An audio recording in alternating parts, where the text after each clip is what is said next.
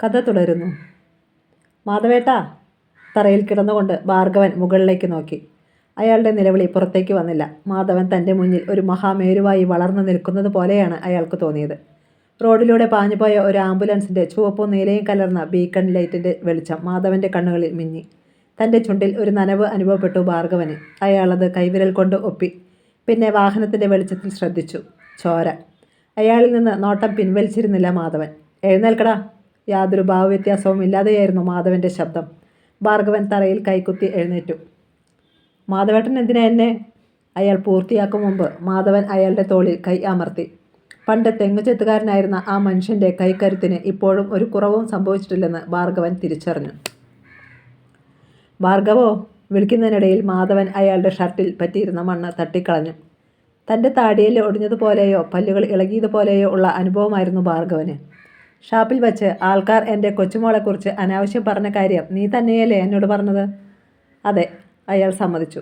മാധവൻ തലയാട്ടി. എന്നെ കേൾക്കെയാണോ അവർ പറഞ്ഞത്? അല്ല മാധവേട്ടാ. സംസാരിച്ചപ്പോൾ ഭാർഗവന് പല്ലിന് വേദന അനുഭവപ്പെട്ടു. അപ്പോൾ പിന്നെ എനിക്ക് അവരോട് പോയി ചോദിക്കാൻ പറ്റുമോടാ? ഇല്ല. അവർ അങ്ങനെ സംസാരിക്കുന്നത് കേട്ടപ്പോൾ നിനക്കും പ്രയാസം തോന്നിയില്ലേ? തോന്നി. അപ്പോൾ ഇനി നീ ചെയ്യേണ്ടത്, ആരെങ്കിലും അങ്ങനെ പറയുമ്പോൾ ഇപ്പോൾ ഞാൻ നിനക്ക് തന്ന സമ്മാനമില്ലേ, ഇത് നീ അവർക്കങ്ങ് കൊടുത്തേക്കണം. എന്നിട്ട് പറയണം ഞാനിത് നിന്നെ ഏൽപ്പിച്ചതാണെന്ന്. അവർക്കു വേണ്ടി. മനസ്സിലായോ? ആയി. ഭാർഗവൻ്റെ ശബ്ദം വിറപ്പൂണ്ടു. മാധവൻ അയാളുടെ ഷർട്ടിൻ്റെ കോളറും പിടിച്ച് നേരെ വെച്ച് കൊടുത്തു. പിന്നെ ഞാൻ തല്ലിയതിൻ്റെ ആദ്യ കാരണമാണ് മേൽ പറഞ്ഞത്. ഇനി രണ്ടാമത്തേത്. ഭാർഗവൻ കാതു കൂർപ്പിച്ചു. എങ്കിലും ഒരു ഇരമ്പൽ അവിടെ വട്ടം ചുറ്റി നിൽക്കുന്നത് പോലെ. ഇനി രണ്ടാമത്തെ കാര്യം. ഷാപ്പിൽ അങ്ങനെ സംസാരം ഉണ്ടായാലും ഇല്ലെങ്കിലും അത് നാട് മുഴുവൻ പറഞ്ഞു നടക്കാൻ പാടില്ല. ഇതിനാണ് ആഷ്ണി എന്ന് പറയുന്നത്. പണ്ടൊരു കുറുക്കൻ 2 ആടുകളെ തമ്മിൽ ഇതേപോലെ വാശി കയറ്റി കൂട്ടിയിടിപ്പിച്ചു. അവസാനം എന്തു പറ്റിയെന്നറിയാമോടാ? ഇല്ല. ആടുകളുടെ ശിരസിൽ നിന്ന് ചോര ഇറ്റി വീഴുന്നത് കണ്ടപ്പോൾ കൊതി സഹിക്കാനാവാതെ ആ ചോര നക്കുവാൻ ഇടയിലേക്ക് കയറിയതാണ് കുറുക്കൻ. എന്നിട്ടോ ഇരുവശത്തു നിന്ന് ശക്തിയിലിടിച്ച ആടുകളുടെ കൊമ്പുകൾ തുളഞ്ഞു കയറിയത് കുറുക്കൻ്റെ കഴുത്തിൽ. അതോടെ കുറുക്കൻ്റെ കഥ തീർന്നു. അതൊരു കുട്ടിക്കഥയായിരുന്നെങ്കിൽ ഇത് നീ അനുഭവിക്കേണ്ടി വരുന്ന ഒരു യാഥാർത്ഥ്യമായി തീർന്നേനെ. നീ നാരിയാണെങ്കിലും ചാകാതെ കിടന്നോട്ടെ എന്ന് കരുതി ഞാൻ തന്ന ഒരു ചെറിയ ശിക്ഷയായിട്ട് ഇതിനെ കണ്ടാൽ മതി. നിനക്ക് സന്തോഷമായോ? ആയി. നെടുമുടി ഭാഗത്തു നിന്ന് സൈക്കിളിൽ വന്നു റോഡ് ക്രോസ് ചെയ്യുന്ന ബാലുവിനെ മാധവൻ കണ്ടു. എങ്കിൽ നീ പോവല്ലേ ഭാർഗവ? ആ അതെ. ഷാപ്പിലേക്കോ അതോ വീട്ടിലേക്കോ? വീട്ടിലേക്ക്. അല്ല, ഷാപ്പിൽ പോയാൽ ഇനിയും ആരെങ്കിലും വല്ലതും പറയുന്നത് കേൾക്കാം. വേണ്ടായേ. കഴിയുന്നത്ര വേഗത്തിൽ ഭാർഗവൻ നടന്നുപോയി. ബാലു സൈക്കിളിൽ വന്നിറങ്ങി. ഇടയ്ക്ക് തിരിഞ്ഞ് മറപ്പുറ ഭാർഗവനെ നോക്കി. വല്യച്ഛ, ഭാർഗവൻ അങ്കിളല്ലേ ആ പോയത്? ആ. മാധവൻ അലക്ഷ്യമായി മൂളി. എന്തോ അത്യാവശ്യത്തിന് പോകുന്നത് പോലെ ബാലു പറഞ്ഞു. ആയിരിക്കും. അയാൾക്ക് വയറിന് സുഖമില്ലെന്ന് പറഞ്ഞിരുന്നു. നീ തട്ടിയിട്, നമുക്ക് പോയേക്കാം. ബാലു കടയിലെ തട്ടികൾ താഴ്ത്തി. അമിച്ചക്കരിയിലെ ഷാപ്പിൽ തൻ്റെ സ്പെഷ്യൽ റൂമിൽ ഇരിക്കുകയായിരുന്നു ദത്തൻ. 2 ലിറ്റർ കള്ളും കപ്പയും താറാവ് റോസ്റ്റും കഴിച്ചു കഴിഞ്ഞിരുന്നു അയാൾ. ഇപ്പോൾ സാധാരണ കഴിവതും വീട്ടിൽ നിന്ന് അത്താഴം കഴിക്കാതെ ഒഴിഞ്ഞു മാറുകയാണ് അയാൾ. ഗോപിദാസിനെ ചൂണ്ട വെച്ച് തെങ്ങിൽ നിന്ന് വീഴ്ത്തിയ കാര്യം ഇടയ്ക്കിടെ അവൾ ചന്ദ്രിക മുന വെച്ച് സൂചിപ്പിക്കാറുണ്ട്. അതിന് സമയഭേദമൊന്നും ഇല്ല താനും. മിക്കവാറും അത്താഴ സമയത്താവും. അതിനുള്ള അവസരം താനായിട്ടുണ്ടാക്കേണ്ട എന്നാണ് ദത്തൻ്റെ ഇപ്പോഴത്തെ തീരുമാനം. ഗോപിദാസിൻ്റെ പുതിയ വീടിൻ്റെ പണികളെപ്പറ്റി മറപ്പുര ഭാർഗവനിൽ നിന്ന് അറിയുന്ന സമയത്തൊക്കെ ചന്ദ്രികയ്ക്ക് കലി കയറും. അപ്പോഴൊക്കെ ദേഷ്യവും കുറ്റപ്പെടുത്തലും അയാളോടാകും. അന്ന് ഗോപിദാസ് മരിച്ചിരുന്നെങ്കിൽ ഭാര്യയും മക്കളും തങ്ങളുടെ ചൊൽപ്പടിക്ക് നിന്നേനെ എന്നാണ് അവളുടെ വാദം. ഗ്ലാസ്സിൽ ബാക്കിയുണ്ടായിരുന്ന കള്ളുകൂടി വലിച്ചു കുടിച്ചിട്ട് ദത്തൻ ഒന്ന് ഏമ്പക്കം വിട്ടു. വയർ വല്ലാതെ വീർത്തു നിൽക്കുന്നു. ഇത്രയും കുടിക്കേണ്ടായിരുന്നു എന്ന് ഇപ്പോൾ തോന്നി. പെട്ടെന്ന് ഫോൺ ഇരമ്പി. അയാൾ അതെടുത്തു നോക്കി. ഡിസ്പ്ലേയിൽ തെളിയുന്ന പേര് വ്യക്തമാകുന്നില്ല. ഒരു മങ്ങൽ. ദത്തൻ കണ്ണട എടുത്തു മാറ്റിയിട്ട് ടിഷ്യൂ പേപ്പർ ഉപയോഗിച്ച് കണ്ണുകളൊന്ന് അമർത്തി തുറച്ചു. ശേഷം കണ്ണട വെച്ചിട്ട് വീണ്ടും നോക്കി. ഇപ്പോൾ വ്യക്തമായി. ഭാർഗവനാണ് വിളിക്കുന്നത്. അയാൾ കോൾ എടുത്തു. എന്താടോ ഈ നേരത്ത്? സമയം 9 പോലും ആയില്ല മുതലാളി. ഭാർഗവൻ്റെ ഓർമ്മപ്പെടുത്തൽ. ഓ, ഇത് പറയാനാണോ നീ വിളിച്ചത്? അതല്ല മുതലാളി, നിങ്ങൾ കാരണം ഞാൻ ആകെ നാണം കെട്ടു. കർണത്ത് അടിയും കിട്ടി. കരച്ചിൽ പോലെയായിരുന്നു ഭാർഗവൻ്റെ ശബ്ദം. ദത്തൻ്റെ നെറ്റി ചുളിഞ്ഞു. അടിയുടെ കാര്യം അവിടെ നിൽക്കട്ടെ. അത് വല്ലപ്പോഴുമൊക്കെ നിനക്ക് കിട്ടാറുള്ളതല്ലേ. ഇപ്പോഴത്തെ കാര്യം പറ. പിന്നെ കള്ളം പറഞ്ഞേക്കല്ലേ. വിഷമവും കോപവും ഒന്നിച്ചുണ്ടായി ഭാർഗവന്. ഇതാ നിങ്ങൾ മുതലാളിമാരുടെ കാര്യം. കുടലെടുത്ത് കാണിച്ചാൽ വാഴനാര്. കുറ്റം മുഴുവൻ എന്നെ പോലെയുള്ളവനും. നീ കുടലൊന്നും എടുക്കാൻ നിൽക്കണ്ട. ഇപ്പോൾ ഉണ്ടായത് എന്തെന്ന് പറ. ദത്തൻ ഗൗരവത്തിൽ പറഞ്ഞു. മാധവനുമായി കടയിൽ വെച്ചുണ്ടായ സംഭവം കൂടുതൽ പൊലിപ്പിച്ച് ഭാർഗവൻ സംസാരിച്ചു. പല്ലവി അമേരിക്കയിൽ ജോലി വാങ്ങിച്ചു, എത്ര സമ്പാദിച്ചു വന്നാലും ദത്തൻ മുതലാളിയേക്കാളൊന്നും മോളിലാകത്തില്ലെന്ന് ഞാൻ പറഞ്ഞു. അപ്പോൾ മാധവേട്ടൻ പറയുക, ആ പട്ടിയുടെ കാര്യം എന്നോട് പറയണ്ട. എൻ്റെ മോള് 1 മാസം സമ്പാദിക്കാൻ പോകുന്നത് അവനൊന്നും 1 വർഷം കൊണ്ട് ഉണ്ടാക്കത്തില്ലെന്ന്. എന്നിട്ട് ഇവിടെ വന്ന് ഷാപ്പും ബാറും ഒക്കെ ഉണ്ടാക്കും. എന്നിട്ട് മുതലാളിയും മോനെയുമൊക്കെ അവിടെ പണിക്കാരാക്കി നിർത്തുമെന്ന്. എന്നിട്ട് ദത്തന് കലി വന്നു തുടങ്ങി. എന്നിട്ട് എന്തോ പറയാനാ? കേട്ടിട്ട് എനിക്ക് സഹിക്കാൻ പറ്റിയില്ല. ഞാൻ പറഞ്ഞു, ദത്തൻ മുതലാളിയുടെ ഒരു രോമത്തേൽ തൊടണമെങ്കിൽ നിങ്ങൾ ഒത്തിരി തവണ ചത്ത് ജനിക്കണമെന്ന്. ഈ പാരമ്പര്യ അന്തസ്സ് എന്തൊക്കെ പറയുന്നത് ദത്തൻ മുതലാളിക്ക് നേരത്തെയുണ്ടെന്ന്. അദ്ദേഹത്തിൻ്റെ മുന്നിൽ നിങ്ങൾക്ക് വാലാട്ടി നിൽക്കാനുള്ള യോഗ്യത ഉണ്ടോയെന്ന്. ദത്തൻ അണപ്പല്ലുകൾ കടിച്ചമർത്തി.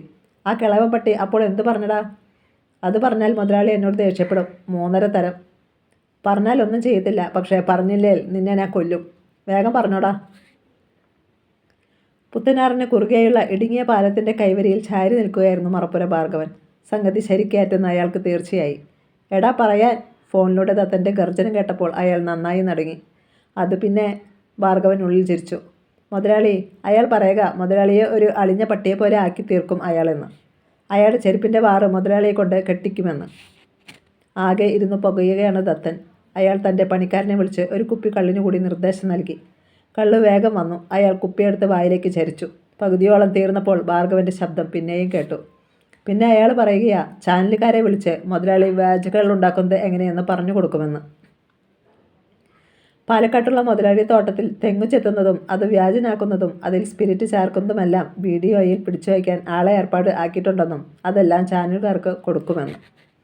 ഭാർഗവൻ്റെ സംസാരത്തിൽ അസത്യമൊന്നും തോന്നിയില്ല ദത്തന്. തൻ്റെ ഭാര്യയുടെ മാതാപിതാക്കൾ ഇവിടെ വന്ന് താമസിച്ച സമയത്ത് ഇക്കാര്യമൊക്കെ മനസ്സിലാക്കിയതാണ്.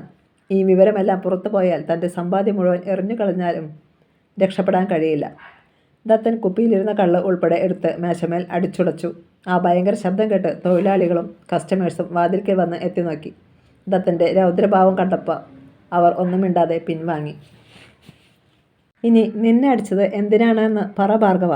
ദത്തൻ തിമട്ടി. ഇവിടുത്തെ കാര്യങ്ങളൊക്കെ ഞാനാ മുതലാളിയോട് പറയുന്നതെന്നും ഈ പറഞ്ഞതും കൂടി ചെന്ന് പറയടാ എന്നും പറഞ്ഞായിരുന്നു അടി. ഭാർഗവൻ തന്മയത്വത്തോടെ സംസാരിച്ചു. വേറെ ആരെങ്കിലും കടയിലുണ്ടായിരുന്നോ? കടയിലില്ലായിരുന്നു. പക്ഷേ വഴിയെ നടന്നു വന്നവർ ഇതൊക്കെ കാണുകയും കേൾക്കുകയും ചെയ്തു. അത് എനിക്കും വലിയ നാണക്കേടായി മുതലാളി. അതുകൊണ്ട് മുതലാളി ഒരു സഹായം ചെയ്യണം, എൻ്റെ മനസ്സമാധാനത്തിന് വേണ്ടിയിട്ട്. ദത്തൻ കനപ്പിച്ചു മൂളി. നിനക്ക് എത്ര രൂപ വേണം? രൂപ പിന്നീട് മതി മുതലാളി. പക്ഷേ ഇപ്പം എനിക്ക് അതല്ല വേണ്ടത്. പിന്നെ ആ കടയുടെ മുമ്പിൽ വെച്ചല്ലേ മാധവേട്ടൻ എന്നെ തല്ലിയത്? അങ്ങനെ ഒരു കട ഇനി അവിടെ ഉണ്ടാവരുത്. അപ്പുറത്ത് പെട്ടെന്ന് കോൾ മുറിഞ്ഞു. ദത്തൻ ഭാർഗവനെ തിരിച്ചു വിളിച്ചു. പക്ഷേ ഫോൺ സ്വിച്ച് ഓഫ്. മനഃപൂർവ്വം ഫോൺ ഓഫ് ചെയ്തതായിരുന്നു മറപ്പുര ഭാർഗവൻ. കൂടുതൽ സംസാരിച്ചാൽ ദത്തൻ മുതലാളി തന്നോട് പറയും രാത്രിയിൽ കട കത്തിച്ചേക്കാൻ. താൻ അതിനിറങ്ങി പുറപ്പെട്ട് ആരെങ്കിലും കണ്ടുപോയാൽ പ്രതി താനാകും. അത് തൽക്കാലം വേണ്ട. അവർ അമ്മാവിയപ്പനും മരുമകനും തമ്മിൽ അടിക്കട്ടെ. വല്ലാത്തൊരു സന്തോഷത്തോടെ ചൂളം വിളിച്ചുകൊണ്ട് ഭാർഗവൻ ചിറയിലേക്കിറങ്ങി വീട്ടിലേക്ക് നടന്നു. എന്നാൽ ആ നേരത്ത് ദത്തൻ ചിന്തിച്ചത് മറ്റൊന്നായിരുന്നു. തൻ്റെ ഭാര്യ വീട്ടിലെ സംഭവങ്ങൾ അപ്പോൾ അറിയണമെങ്കിൽ അതിനെ പറ്റിയ ആൾ ഭാർഗവൻ തന്നെയാണ്. ഓരോന്നിനും കണക്കു പറഞ്ഞ് പണം കൈപ്പറ്റുന്ന അയാൾ തനിക്കൊരു ബാധ്യതയാകുവാൻ താൻ അനുവദിക്കില്ലെങ്കിലും ഇടയ്ക്കൊക്കെ ഒന്ന് അടക്കി നിർത്തുന്നത് നല്ലതാണ്. ചന്ദ്രികയുടെ അച്ഛൻ ഭാർഗവനെ തല്ലുന്നത് ജനം കണ്ടെങ്കിൽ ആ കടയ്ക്ക് ഈ രാത്രി എന്തെങ്കിലും സംഭവിച്ചാൽ ന്യായമായും സംശയം ഭാർഗവനിലേക്ക് നീങ്ങും. പിന്നീട് തങ്ങൾ അയാളെ ജാമത്തിലിറക്കിയാൽ മതിയല്ലോ. ധാരാളം വാഹനങ്ങൾ പോകുന്ന AC റോഡായതിനാൽ സംശയകരമായി ആരെങ്കിലും കടയ്ക്ക് മുന്നിൽ കണ്ടാൽ കുഴപ്പമാണ്. ഒരിക്കൽ താൻ ഷാപ്പിലെ കറിക്കാരി രാജമ്മയുടെ വീട്ടിൽ പോയപ്പോൾ ഉണ്ടായ സംഭവങ്ങൾ ദത്തൻ ഓർത്തു. അന്ന് നഷ്ടമായ ആഭരണങ്ങൾ ഇനിയും തിരിച്ചു കിട്ടിയിട്ടില്ല. ഇത്തവണ അങ്ങനത്തെ നഷ്ടങ്ങളൊന്നും ഉണ്ടാകുവാൻ പാടില്ല. ഇനി ഭാർഗവനെ ആരെങ്കിലും സഹായിച്ചില്ലെങ്കിൽ പോലും തൻ്റെ പേര് ഒരിക്കലും വലിച്ചു വയ്ക്കപ്പെടാനും പാടില്ല. അങ്ങനെ ദത്തൻ അല്പനേരം തല പുകച്ചു. 2 വഴികൾ മനസ്സിൽ തെളിഞ്ഞു വന്നു. പിന്നത്തെ ചിന്ത അതിലേത് തിരഞ്ഞെടുക്കണം എന്നതായിരുന്നു. ദത്തൻ 2 മാർഗങ്ങളും മനസ്സിലിട്ട് കൂട്ടുകയും കിഴിക്കുകയും ചെയ്തു. അവസാനം അതിൽ നല്ലതെന്ന് തോന്നിക്കുന്ന മാർഗം തിരഞ്ഞെടുത്തു. അനന്തരം ക്രൂരമായ ഒരു ചിരിയോടെ ഫോണെടുത്ത് ആർക്കോ കോൾ അയച്ചു. നീ ഇവിടെ വരെ വരണം ഉടനെ. അത്രമാത്രം പറഞ്ഞിട്ട് കോൾ മുറിച്ചു. സമയം കഴിയുന്തോറും ഷാപ്പിലെ തിരക്ക് കുറഞ്ഞു വന്നു. അവസാനം പണിക്കാരും ദത്തനും മാത്രം ബാക്കിയായി. അയാൾ ഇടയ്ക്കിടയ്ക്ക് ഫോണെടുത്ത് സമയം നോക്കിക്കൊണ്ടിരുന്നു. വാതിൽക്കൽ ഒരു ചലനം. അയാൾ തിരിഞ്ഞു നോക്കി. പണിക്കാരിൽ ഒരാളാണ്. എന്താടാ? ദത്തൻ തിരക്കി. മറ്റുള്ളവർ പോയിക്കോട്ടെ എന്ന് ചോദിക്കുന്ന മുതലാളി. ഞാൻ ഇവിടെ ഉണ്ടല്ലോ, പരുങ്ങലയോടെയാണ് അയാൾ പറഞ്ഞത്. ചങ്ങനാശ്ശേരിക്കാരനായ അയാൾ അവിടെ സ്ഥിര താമസമാണ്. 2 ഡെസ്കുകൾ ചേർത്ത് വെച്ച് അതിന്മേലൊരു പായ വിരിച്ചാണ് കിടപ്പ്. വളരെ വിശ്വസ്തൻ. ദത്തൻ്റെ ഏത് തോന്നിയാസത്തിനും കൂട്ടുനിൽക്കുകയും ചെയ്യും. എങ്കിൽ അവരെ പറഞ്ഞു വിട്ടേരെ ആൻ്റപ്പ. ദത്തൻ സമ്മതിച്ചു. ഓ, അയാൾ പിൻവാങ്ങി. പണിക്കാർ പോയി. ആൻ്റപ്പൻ ഒരു ബീഡി കത്തിച്ചുകൊണ്ട് മുന്നിലെ മുറിയിൽ ഒരു ബെഞ്ചിലിരിക്കുമ്പോൾ ഒരാൾ സ്കൂട്ടറിൽ ഷാപ്പിന് മുന്നിൽ വന്നിറങ്ങി. ഇവനൊക്കെ കുറച്ച് നേരത്തെ വന്നുകൂടെ? ആൻ്റപ്പൻ പിറുപിറുത്തു. അപ്പോഴേക്കും ആ മനുഷ്യൻ വാതിൽ കടന്നു വന്നു. അയാളെ കണ്ടപ്പോൾ ആൻ്റപ്പൻ്റെ നെറ്റി ചുളിഞ്ഞു. ചന്ദ്രൻ, ടിപ്പർ ചന്ദ്രൻ എന്നാണ് ആളുകൾ അയാളെ വിളിക്കുക. മോഷണമാണ് പ്രധാന തൊഴിൽ. അതും ടിപ്പർ ലോറികളോടാണ് കമ്പം. കേരളത്തിൽ നിന്ന് മോഷ്ടിക്കുന്ന ലോറികൾ തമിഴ്നാട്ടിലെ ഏതോ തിരുട്ടു ഗ്രാമത്തിൽ കൊണ്ടുപോയി വിൽക്കുകയാണ് പതിവ്. ചന്ദ്രൻ നോട്ടമിട്ടാൽ അന്ന് രാത്രിയിൽ ആ ലോറി പൊക്കിയിരിക്കും. അതിർത്തി ചെക്ക് പോസ്റ്റുകൾ വഴിയല്ല ചന്ദ്രൻ്റെ യാത്ര. അതിനാൽ തന്നെ അയാളെ പിടികൂടാൻ ആദ്യകാലത്തൊന്നും പോലീസിന് കഴിഞ്ഞിരുന്നില്ല. അവരുടെ കണക്കനുസരിച്ച് ചന്ദ്രൻ 20-ലധികം ലോറികൾ മോഷ്ടിച്ച് കടത്തിയിട്ടുണ്ട്. എന്നാൽ ഒരിക്കൽ പിടിവീണു. ലോറിയുടെ ടയർ പൊട്ടിയതായിരുന്നു കാരണം. ചന്ദ്രൻ സ്റ്റെപ്പിനി ടയർ എടുത്തിട്ട് നോക്കുമ്പോൾ അതും പഞ്ചർ. പിന്തുടർന്നു വന്ന പോലീസിൻ്റെ പിടിയിൽ അങ്ങനെയാണ് അയാൾ അകപ്പെട്ടത്. പക്ഷേ ചന്ദ്രനെയും കൊണ്ട് പോലീസ് തമിഴ്നാട്ടിൽ തെളിവെടുപ്പിന് പോയെങ്കിലും തൊണ്ടിയുടെ ഒരു കഷ്ണം പോലും കിട്ടിയില്ല. ഈ ഒറ്റ കേസിൽ 6 മാസം ജയിലിൽ കിടന്നിരുന്നു ചന്ദ്രൻ. ഇപ്പോൾ 1 വർഷമായി പുറത്തിറങ്ങിയിട്ട്. ഇത്രയും കാര്യങ്ങൾ ഒറ്റ നിമിഷം കൊണ്ട് ആൻ്റപ്പൻ ഓർത്തു. നിനക്ക് അന്തി വേണോടോ അതോ പുലരി മതിയോ ചന്ദ്ര? കള്ളെടുക്കാനായി എഴുന്നേൽക്കുന്നതിനിടയിൽ ആൻ്റപ്പൻ തിരക്കി. പുലരി മതി. അതാകുമ്പോൾ ഇപ്പോൾ മൂത്ത് കാണുമല്ലോ. നീ 2 എടുത്തു വയ്ക്ക്. ഞാൻ ദത്തൻ മുതലാളിയെ ഒന്ന് കണ്ടേച്ചും വരാം. പറഞ്ഞിട്ട് അയാൾ ചിരപരിചിതനെ പോലെ ദത്തൻ്റെ സ്പെഷ്യൽ റൂമിലേക്ക് നടന്നു. ചന്ദ്രൻ വന്നത് കള്ളു കുടിക്കാനല്ലെന്ന് ആൻ്റപ്പന് മനസ്സിലായി. സംഗതി എന്തോ പണിയാണ്. ചന്ദ്രൻ ദത്തൻ്റെ മുന്നിലെത്തി. നീ എന്താടാ വൈകിയേ? ദത്തൻ വലിച്ചു തുറക്കും പോലെ വീർത്ത കൺപോളകൾ തുറന്നു. മുതലാളി വിളിക്കുമ്പോൾ ഞാൻ ചക്കുളത്തായിരുന്നു. പിന്നെ എൻ്റെ പഴഞ്ച സ്കൂട്ടർ ഓടിച്ച് ഇങ്ങുവരെ വരണ്ടേ? ആട്ടെ, മുതലാളി എന്തിനാ ഇപ്പം തന്നെ വരണമെന്ന് പറഞ്ഞത്? നീ ഇരിക്കെ, പറയാം. ദത്തൻ കസേരയിലേക്ക് ആംഗ്യം കാണിച്ചു. അയാൾക്കെതിരെ ചന്ദ്രൻ ഇരുന്നു. എടാ, ഒരു പണിയുണ്ട്. ദത്തൻ അരയിൽ നിന്ന് 100-ൻ്റെ ഒരു കെട്ട് നോട്ടെടുത്ത് ചന്ദ്രൻ്റെ മുന്നിൽ മേശയിലേക്ക് ഇട്ടു. റാഞ്ചി എടുക്കും പോലെ ചന്ദ്രൻ അതെടുത്ത് മടിയിൽ ഒളിപ്പിച്ചു. മുതലാളി കാര്യം പറഞ്ഞാട്ടെ. ദത്തൻ നിവർന്നിരുന്നിട്ട് ചുണ്ടനക്കി. നീ ഒന്നൊരു ടിപ്പർ മോഷ്ടിക്കണം. ചന്ദ്രൻ്റെ കണ്ണു തള്ളി. അത് ശ്രദ്ധിക്കാതെ അയാൾ തുടർന്നു. എന്നിട്ട് അതുമായി നേരെ 1-ാം കരയ്ക്ക് പോകണം. അവിടെ റോഡരികിൽ എൻ്റെ അമ്മായിയപ്പൻ്റെ ഒരു കടയുണ്ടല്ലോ, അതങ്ങ് ഇടിച്ച് തകർത്തേക്കണം. അതോടെ നിൻ്റെ ജോലി തീർന്നു. അതൊരു ആക്സിഡൻ്റ് ആണെന്നേ ആൾക്കാർ കരുതൂ. പിന്നെ നീ ആർക്കും പിടികൊടുക്കുകയും അരുത്. എന്താ, നിനക്ക് ചെയ്യാമോ? അത് ചന്ദ്രൻ ഒരു നിമിഷം ചിന്തിച്ചിരുന്നു. കാര്യം നടന്നാൽ ഇതുപോലെ ഒരു കെട്ട് നോട്ടുകൂടി നിനക്ക് തരും. നിനക്ക് വയ്യെങ്കിൽ ഞാൻ വേറെ ആളിനെ ഏൽപ്പിക്കും. ഇപ്പം തന്നെ കാശ് തിരിച്ചു മേടിക്കുകയും ചെയ്യും. കയ്യിൽ കിട്ടിയ കാശ് തിരിച്ചു കൊടുക്കുന്നത് ചന്ദ്രന് ഒട്ടും ഇഷ്ടമായിരുന്നില്ല. ഞാൻ ചെയ്യാം മുതലാളി. അയാൾ സമ്മതിച്ചു. എങ്കിൽ പോയിക്കോ. AC റോഡ് ഉയർത്തുന്ന പണി നടക്കുന്നതിനാൽ എത്ര ടിപ്പർ വേണമെങ്കിലും അടിച്ചു മാറ്റാം. ഇഷ്ടം പോലെ റോഡരികിൽ കിടക്കുകയല്ലേ? ദത്തൻ ചിരിച്ചു. അപ്പോൾ നാളെ കാണാം മുതലാളി. ടിപ്പർ ചന്ദ്രൻ മുറി വിട്ടു. പുറത്ത് ഡെസ്കിൽ 2 കുപ്പി മൂത്ത കള്ള് എടുത്തു വച്ചിരുന്നു ആൻ്റപ്പൻ. ഒന്ന് ഇരിക്കുക പോലും ചെയ്യാതെ ചന്ദ്രൻ കുപ്പികൾ ഓരോന്നായി എടുത്ത് വായിലേക്ക് ചരിച്ചു. നിമിഷത്തിനുള്ളിൽ കുപ്പികൾ 2ഉം തീർന്നു. ചന്ദ്രൻ പുറത്തേക്ക് പോകുവാൻ ഭാവിച്ചപ്പോൾ ആൻ്റപ്പൻ പറഞ്ഞു, അന്തി കൈനീട്ടം തന്നേച്ചു പോടാ. ചന്ദ്രൻ മുഖം വക്രിച്ചുകൊണ്ട് തിരിഞ്ഞു. അതൊക്കെ നിൻ്റെ മുതലാളി തന്നോളും. അയാൾ ചെന്ന് സ്കൂട്ടറിൽ കയറി. ആൻ്റപ്പൻ പകയോടെ അത് നോക്കി നിന്നു. മദ്യലഹരിയിലായതുകൊണ്ടാവണം ദത്തൻ ഒരു കാര്യം മറന്നുപോയി. കട തകർക്കുമ്പോൾ സംശയം മറപ്പുര ഭാർഗവനിലേക്ക് എത്തണം എന്ന കാര്യം. അങ്ങനെ മറന്നതുകൊണ്ടാണ് അയാൾ ഈ 2ാമത്തെ മാർഗം തിരഞ്ഞെടുത്തു പോയതും. ഷാപ്പിൽ നിന്നിറങ്ങി വീട്ടിലേക്ക് നടന്നപ്പോൾ ദത്തൻ പെട്ടെന്ന് ആ കാര്യം ഓർത്തു. അയാൾ ചന്ദ്രനെ വിളിച്ച് ലോറി മോഷ്ടിക്കേണ്ടെന്നും കടയ്ക്ക് തീയിട്ടാൽ മതിയെന്നും പറയാൻ ആഗ്രഹിച്ചുകൊണ്ട് ഫോൺ എടുത്തു. എന്നാൽ കോൾ അയച്ചപ്പോഴേക്കും ചന്ദ്രൻ അത് സ്വിച്ച് ഓഫ് ചെയ്തിരുന്നു.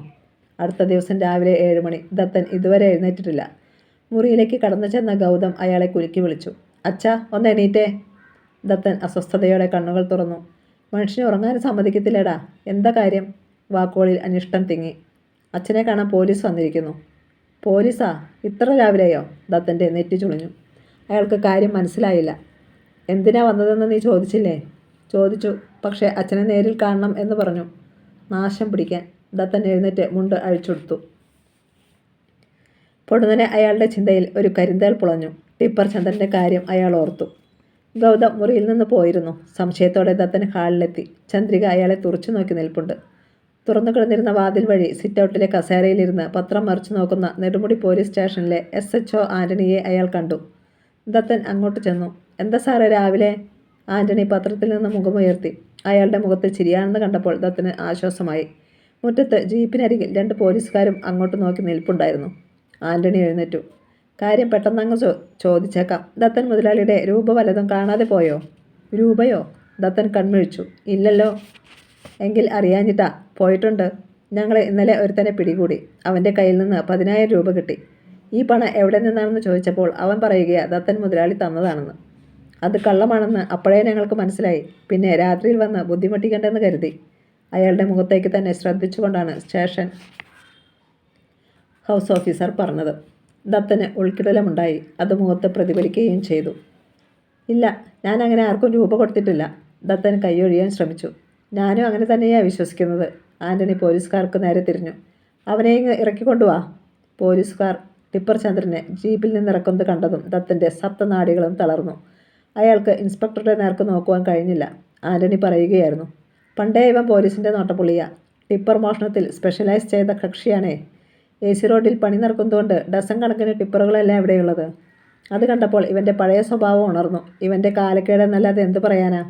ലക്ഷങ്ങൾ വിലയുള്ള സാധനം ചുമ്മാ വഴിയിൽ കളഞ്ഞേക്കുമോ കരാർ കമ്പനിക്കാർ? കാവലുണ്ടായിരുന്നു. ഇവൻ ടിപ്പറിൽ കയറി സ്റ്റാർട്ട് ചെയ്തപ്പോഴേക്കും അവന്മാർ പൊക്കി. വിവരം അറിഞ്ഞ് ഞങ്ങൾ ചെന്നപ്പോഴേക്കും അവന്മാർ ശരിക്കൊന്ന് പെരുമാറി. ദത്തൻ പകച്ചു. ചന്ദ്രനെ നോക്കി. മുഖത്ത് ചതഞ്ഞു നീര് വന്നിരിക്കുന്നു. ശരീരവും അനക്കാൻ പറ്റാത്ത വേദനയിലാണെന്ന് അയാളുടെ ചലനത്തിൽ നിന്ന് തിരിച്ചറിയാം. ആൻ്റണി തുടർന്നു. ഞങ്ങൾ ഇവൻ്റെ ദേഹപരിശോധന നടത്തിയപ്പോഴാണ് 10,000 രൂപ കിട്ടിയത്. അതേക്കുറിച്ച് തിരക്കിയപ്പോൾ ഇവൻ പറഞ്ഞു മുതലാളി കൊടുത്തതാണെന്ന്. ദത്തൻ ചന്ദ്രനെ തുറച്ചു നോക്കി. അയാൾ തലകുനിച്ച് നിൽക്കുകയാണ്. ഗൗതവും ചന്ദ്രികയും വാതിൽക്കൽ എല്ലാം കണ്ടും കേട്ടു നിൽക്കുകയാണ്. എങ്ങനെയും ഇതിൽ നിന്ന് ഒഴിവാകണം എന്ന ഒറ്റ ചിന്തയേ ഉള്ളായിരുന്നുള്ളൂ ദത്തന്. അയാൾ വേഗം ഭാവം മാറ്റി. ആരാ സാറേ ഇവൻ? ഞാൻ എന്തിനിവന് പണം കൊടുക്കണം? അയാൾ തിരക്കി. അതാണ് ഞങ്ങൾക്കും അറിയേണ്ടത്. നിങ്ങൾ എന്തിനാണ് ഇവനെ അറിയില്ലെന്ന് പറയുന്നത്? എന്തിനാണ് ഇവന് പണം കൊടുക്കുന്നത്? ആൻ്റണി കൈ ഉയർത്തി ദത്തൻ്റെ തോളിൽ പിടിച്ചു. ആ പിടുത്തത്തിൻ്റെ മുറുക്കത്തിൽ നിന്ന് തന്നെ ദത്തന് മനസ്സിലായി കുഴപ്പമാണ്. ആൻ്റണി ചിരിച്ചു. ടിപ്പർ ചന്ദ്രൻ എല്ലാ കാര്യങ്ങളും എൻ്റെ മുന്നിൽ സമ്മതിച്ചു കഴിഞ്ഞു. ഇനി രക്ഷയില്ല മുതലാളി. നിങ്ങൾ ജയിലിൽ കിടക്കാനുള്ള സാധ്യത കുറവാണെങ്കിലും ഈ കേസിൽ നിന്ന് പേര് നീക്കുവാനാവില്ല.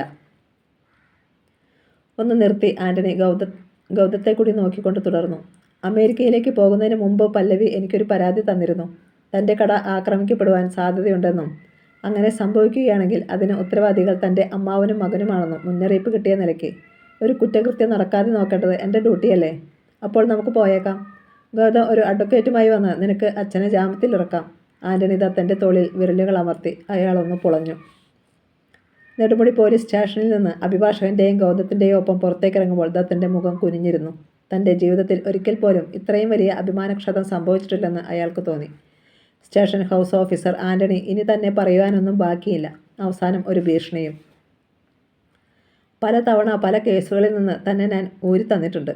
അത് എൻ്റെ സുപ്പീരിയർ ഓഫീസർമാരും രാഷ്ട്രീയക്കാരും പറഞ്ഞിട്ടും പിന്നെ ഞാൻ സ്വമേധയാ ചെയ്തതുമാണ്. അറിയാമല്ലോ. എന്നാൽ ഇനിയും ഞാൻ അങ്ങനെ ചെയ്താൽ ഒരു ക്രിമിനലിനെ കൂടുതൽ വളർത്തുകയാവും. ആൻ്റണിയുടെ ശബ്ദത്തിൽ പരിഹാസം നിറഞ്ഞിരുന്നു. അതുകൊണ്ട് ദത്തൻ മുതലാളി, ഇനി താൻ ഉൾപ്പെടെ ഒരു കേസുണ്ടായാൽ മുകളിൽ നിന്ന് ഏത് പൊന്നുമോൻ വിളിച്ച് പറഞ്ഞാലും വിടത്തില്ല ഞാൻ. എൻ്റെ തൊപ്പി പോയാലും ശരി. പിന്നെ താൻ ഈ ലോക്കപ്പ് എന്ന് കേട്ടിട്ടുണ്ടോ? ഇതിനുള്ളിൽ കയറ്റി തൻ്റെ നട്ടല് ഞാൻ ചവിട്ടിയൊടിക്കും. പിന്നെ പഞ്ചാരവെള്ളം കുടിപ്പിക്കും. താൻ 6 മാസത്തിൽ കൂടുതൽ പിന്നീട് ഈ ഭൂമുഖത്ത് ഉണ്ടാവില്ല. പോലീസുകാരുടെയും പിന്നെ ഏതോ പരാതിയുമായി വന്ന ഒന്നാം കരയിലെ ചില മുഖപരിചയമുള്ളവരുടെയും മുന്നിൽ വച്ചായിരുന്നു ആൻ്റണി പറഞ്ഞത്. മറുത്ത് ഒരക്ഷരം പറയാൻ ദത്തന് കഴിഞ്ഞില്ല. അതിനു മുമ്പ് ടിപ്പർ ചന്ദ്രനും ദത്തനോട് രഹസ്യമായി ഒരു കാര്യം പറഞ്ഞിരുന്നു. മുതലാളി, എന്തായാലും ഞാൻ അകത്തു പോകും. റോഡ് പണിയുന്ന കമ്പനി ഒരു ഒത്തുതീർപ്പിനും തയ്യാറല്ലെന്ന് ഇന്നലെ രാത്രിയിൽ തന്നെ പറഞ്ഞിട്ടുണ്ട്. അതുകൊണ്ട് മുതലാളി എൻ്റെ ഭാര്യയ്ക്ക് കുറച്ച് രൂപ കൊടുക്കണം. കൂടുതലൊന്നും വേണ്ട, ഒരു 10 ലക്ഷം. കമ്പനിയുടെ പണിക്കാരും അതിനുശേഷം പോലീസുകാരും കയറി നിറങ്ങിയ ശരീരമാണ് എൻ്റേത്. പുറത്തു വന്നാലും ഇനി വല്ല പണി എടുത്ത് ജീവിക്കാമെന്ന് വിചാരിച്ചാലും നടക്കത്തില്ല. മുതലാളി സഹകരിച്ചാൽ കോടതിയിൽ ഞാൻ മുതലാളിയെ രക്ഷിക്കും. അതല്ല, ചതിക്കാനാണ് ഭാവമെങ്കിൽ ഞാൻ കാലുമാറും. എൻ്റെ ഭാര്യയെ ബലാത്സംഗം ചെയ്ത് കൊല്ലുമെന്ന് ഭീഷണിപ്പെടുത്തിയിട്ടാണ് ഞാനിതിന് ഒരുങ്ങിയതെന്ന് പറയും. എന്ത് വേണമെന്ന് മുതലാളി തന്നെ ചിന്തിച്ചോണേ. ആൻ്റണിയുടെയും ചന്ദ്രൻ്റെയും വാക്കുകൾ ഇപ്പോഴും ദത്തൻ്റെ കാതിൽ മുഴങ്ങുകയാണ്. ഒന്നാം കരയിലുള്ളവർ സ്റ്റേഷനിൽ ഉണ്ടായിരുന്നതിനാൽ സംഗതി കാട്ടുതീയുടെ വേഗത്തിൽ നാടാകെ പടരുമെന്ന് ദത്തനറിയാം. ഉലയിലെ തീക്കനലുകൾ തൻ്റെ ശരീരത്താകെ ചിതറി വീണതുപോലെ അയാൾ പിടഞ്ഞു. അഡ്വക്കേറ്റ് യാത്ര പറഞ്ഞ് തൻ്റെ കാറിൽ കയറിപ്പോയി. ഗൗതവും തങ്ങളുടെ സ്കോർപിയോയുടെ ഡ്രൈവർ സീറ്റിൽ കിടന്നിരുന്നു.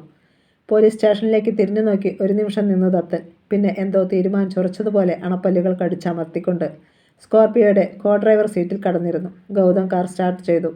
വീട്ടിലേക്കല്ലേ അച്ഛാ? അല്ല, ഒന്നാം കരയ്ക്ക് വിട് നീ. ഗൗതത്തിൻ്റെ നെറ്റി ചുളഞ്ഞു. അതെന്തിനാ? ഒരു സർക്കിൾ ഇൻസ്പെക്ടറുടെ ഉമ്മാക്കി കണ്ടാൽ പേടിക്കുന്നവനല്ലടാ ദത്തൻ. വഴിയെ പോകുന്നവരോടും കടയിൽ വരുന്നവരോടും വേണ്ടാതീനം പറയുന്ന എൻ്റെ അമ്മാവിയപ്പനെ എനിക്കൊന്ന് കാണണം. അയാളുടെ മുഖം കോപതാപങ്ങളാൽ പാറ പോലെ ഉറച്ചിരുന്നു. അത് വേണോ അച്ഛാ? ഗൗതത്തിന് സന്ദേഹം. വേണം. ഇനി നിനക്ക് പേടിയാണെങ്കിൽ നീ വരണ്ടടാ. തോൽക്കാൻ മനസ്സില്ലാത്തവനാ ഈ ദത്തൻ. നീ വേണമെങ്കിൽ ഒരു ടാക്സി വിളിച്ച് പോയിക്കോ. പിന്നെ ഗൗതം മിണ്ടിയില്ല. സ്കോർപിയോ ഒന്നാം കരയ്ക്ക് നീങ്ങി. തലേന്ന് മറപ്പുര ഭാർഗവൻ അറിയിച്ച കാര്യങ്ങളായിരുന്നു ദത്തൻ്റെ മനസ്സിൽ. സമയം 11 മണി കഴിഞ്ഞിരുന്നു. ഒന്നാം കരയിൽ പല്ലവിയുടെ കടയിൽ സാമാന്യം തിരക്കുണ്ട്. അമേരിക്കൻ വിശേഷങ്ങൾ ചോദിച്ചുകൊണ്ട് സഖാവ് കരുണനും അവിടെ ഇരിപ്പുണ്ട്. മാധവനും ഭാനുമതിയും ആ സമയത്ത് കടയിലുണ്ടായിരുന്നു. 3-4 ദിവസമായി കരുണ പല്ലവി മോള് വിളിച്ചിട്ട്. ഭാനുമതി പറഞ്ഞു. എനിക്ക് എന്തോ ഒരു പേടി തോന്നുന്നു. കഴിഞ്ഞ ദിവസം ഗോപിയുടെ അവസാനത്തെ ഓപ്പറേഷൻ ഉണ്ടെന്ന് അവൾ പറഞ്ഞിരുന്നു. അതിനുശേഷമാണ് വിളിക്കാഞ്ഞത്. അതാ എൻ്റെ പേടി. ഏയ്, അങ്ങനെ അരുതാത്തതൊന്നും ഉണ്ടാകുമെന്ന് തോന്നുന്നില്ല ചേട്ടത്തി. അവൾ വിളിക്കാത്തതിൻ്റെ കാരണം വേറെ എന്തെങ്കിലും ആകും. കരുണൻ അവരെ ആശ്വസിപ്പിച്ചു. ആ നേരത്താണ് AC റോഡിൽ ഇടതുഭാഗത്തു കൂടി പാഞ്ഞു വന്ന സ്കോർപിയോ വലത്തേക്ക് വെട്ടിത്തിരിഞ്ഞ് കടയ്ക്ക് മുന്നിൽ വല്ലാത്തൊരു ശബ്ദത്തോടെ ബ്രേക്ക് ഇട്ടത്. അവിടെയുണ്ടായിരുന്ന കസ്റ്റമേഴ്സ് പേടിച്ച് ഇരുഭാഗത്തേക്കും ചാടി മാറി. ഒരാൾ പുത്തനാറ്റിലേക്ക് വീണതായിരുന്നു. എന്നാൽ അയാൾ പൂവരശ മരത്തിൻ്റെ തായ്തടിയിൽ അള്ളിപ്പിടിച്ചിരുന്നു. എന്തൊരു തോന്നിവാസമാണിത്! ഭാനുമതി പൊട്ടിത്തെറിച്ചു. സ്കോർപിയോയിൽ ആരാണെന്ന് അവർ തിരിച്ചറിഞ്ഞിരുന്നില്ല. ഇങ്ങനെയാണോടാ വണ്ടി നിർത്തുന്നത്? കരുണനും ദേഷ്യം വന്നു. അടുത്ത നിമിഷം മുന്നിൽ ഇടതുഭാഗത്തെ ഡോർ തുറന്ന് ദത്തൻ ചാടിയിറങ്ങി. മരുമകനെ കണ്ടതും മാധവൻ്റെയും ഭാനുമതിയുടെയും കണ്ണുകൾ കുറുകി. ഈ വരവിൻ്റെ ഉദ്ദേശം നല്ലതല്ലെന്ന് അവർ തിരിച്ചറിഞ്ഞു. എനിക്ക് ഇഷ്ടമുള്ളതുപോലെ വണ്ടി നിർത്തും. AC റോഡ് ആരുടെയും തന്തയുടെ വകയല്ല. ദത്തൻ ചീറി.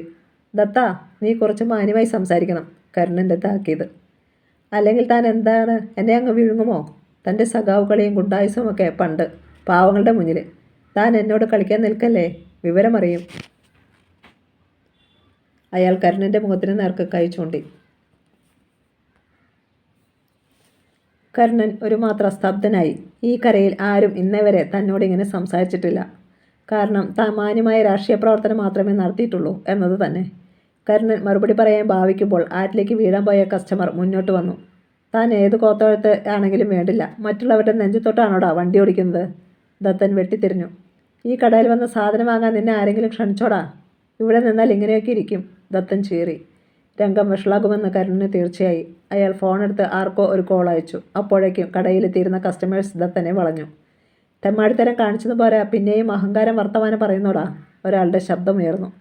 അതിന് ഡ്രൈവ് ചെയ്തത് ഇയാളല്ലോ പറഞ്ഞുകൊണ്ട് മറ്റൊരാൾ കാറിൻ്റെ ഡോർ വലിച്ചു തുറന്നു. ഇങ്ങോട്ടിറങ്ങി വാടാ.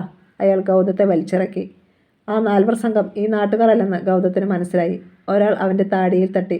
പറയടാ, ഇങ്ങനെയാണോ വണ്ടി ഓടിക്കുന്നത്? ഗൗതം ചുണ്ടനക്കുമ്പോഴേക്കും ദത്തൻ കടയിലിരുന്ന ഒരു പെട്ടി സോഡയെടുത്ത് ടാർ റോഡിൽ ആഞ്ഞടിച്ചു. വെടി പൊട്ടുന്നത് പോലെ സോഡക്കുപ്പികൾ പൊട്ടിത്തെറിച്ചു. അതിൻ്റെ ചീളുകൾ 4 പാടും ചിതറി. ദത്താ! അതുവരെ ശാന്തനായിരുന്ന മാധവൻ്റെ ഭാവം മാറി. അയാൾ കടയിൽ കരിക്ക് വെട്ടുവാൻ ഉപയോഗിച്ചിരുന്ന വെട്ടുകത്തി വലിച്ചെടുത്തു. ഇനി മാധവൻ ശക്തമായി കിതച്ചു. ഇനി നീ ഒരു നിമിഷം ഇവിടെ നിന്നാൽ, ഒരക്ഷ ഉരിയാടിയാൽ, പിന്നെ നിന്റെ തലയും ഉടലും ഇവിടെ കിടന്ന് പിടയും. മാധവനാടാ പറയുന്നത്. അല്ലെങ്കിൽ നീ ഒന്ന് കളിച്ചു നോക്ക്. മാധവൻ്റെ ആ ഭാവമാറ്റത്തിന് മുന്നിൽ കരുണൻ പോലും പകച്ചുപോയി. ഭാനുമതി കലിതുള്ളി. ദത്തൻ്റെ മുന്നിൽ ചാടി വീഴാൻ ഭാവിച്ച 4 പേരും ഒരു നിമിഷം നിശ്ചലരായി. ദത്തൻ പക്ഷേ വല്ലാത്ത ഭാവത്തിൽ ചിരിച്ചു. എടോ അമ്മാവിയപ്പൻ മുതുകഴുതേ, താൻ വലിയ കക്ഷിയായിരുന്നു എന്ന് എനിക്കറിയാം. അത് പണ്ട് തെങ്ങു ചെത്താൻ പോയിരുന്ന കാലത്ത്. ഇപ്പോഴതിങ്ങോട്ട് എടുക്കല്ലേ. തൻ്റെ കൊച്ചുമോള് അമേരിക്കയിൽ വ്യഭിചരിക്കാൻ പോയെന്ന് കരുതി മറ്റുള്ളവരുടെ നെഞ്ചത്തേക്ക് കയറാനുള്ള ലൈസൻസുമായി അവിടുന്ന് ഇങ്ങോട്ട് വരുമെന്ന് കരുതല്ലേ. അയാൾ ഒരു പെട്ടി സോഡ കൂടിയെടുത്ത് റോഡിൽ അടച്ചിട്ട് അട്ടഹസിച്ചു. താൻ എന്നെ വെട്ടുമെന്ന് പറഞ്ഞില്ലേ, ഒന്ന് വെട്ടിക്കോടാ. റോഡിലൂടെ വന്നവർ ഇതിനിടെ അവിടെ കൂടാൻ തുടങ്ങി. വാഹനങ്ങൾ സ്ലോ ചെയ്തും ചിലത് അവിടെ നിർത്തിയും ആളുകൾ ശ്രദ്ധിക്കുകയാണ്. ഭാനുമതി തിരിഞ്ഞ് ഭർത്താവിനെ നോക്കി. ഇനി ഇവനെ വച്ചേക്കണ്ട, കൊന്നേര്. ഇവൻ്റെ തല വെട്ടിയെടുത്ത് ഈ കടയ്ക്ക് മുന്നിൽ വച്ചേര്. കേട്ടവർ കിടുങ്ങിപ്പോയി. ചേട്ടത്തി! കരുണൻ ഭീതിയോടെ വിളിച്ചു. ഭാനുമതി അനങ്ങിയില്ല. പകരം താൻ പറഞ്ഞതുപോലെ ചെയ്യുവാൻ ഭർത്താവിന് സംജ്ഞ നൽകി. വെട്ടുകത്തിയുടെ പിടിയിൽ മുറുകെ പിടിച്ച് മരുമകൻ്റെ കണ്ണുകളിലേക്ക് തന്നെ നോട്ടോർപ്പിച്ച് കരുണൻ 2 അടി മുന്നോട്ട് വെച്ചു. അയാളെ നേരിടുവാൻ ദത്തനും തയ്യാറായി. മുന്നോട്ട് നീങ്ങാൻ ഭാവിച്ച ഗൗതത്തിനെ ആ 4 പേരും ചേർന്ന് പിടിച്ചു നിർത്തി. നീ അവിടെ നിൽക്കടാ. അവൻ്റെ തല വീണ് കഴിഞ്ഞിട്ടാ നിനക്കുള്ള സമ്മാനം. എന്നാൽ മാധവന് വെട്ടാനോ ദത്തനെ അയാളെ നേരിടാനോ ഉള്ള അവസരം ലഭിച്ചില്ല. അവിടെ കൂടി നിന്നിരുന്ന ആളുകളെ തള്ളിമാറ്റി ചിലർ പാഞ്ഞു വന്നു. ഏതാണ്ട് 1 ഡസനോളം ആളുകൾ. അവരിൽ 5 പേർ ദേവസ്യയുടെ ഷാപ്പിലെ ചെത്തുകാരായിരുന്നു. മറ്റുള്ളവർ കഥ തുടരും.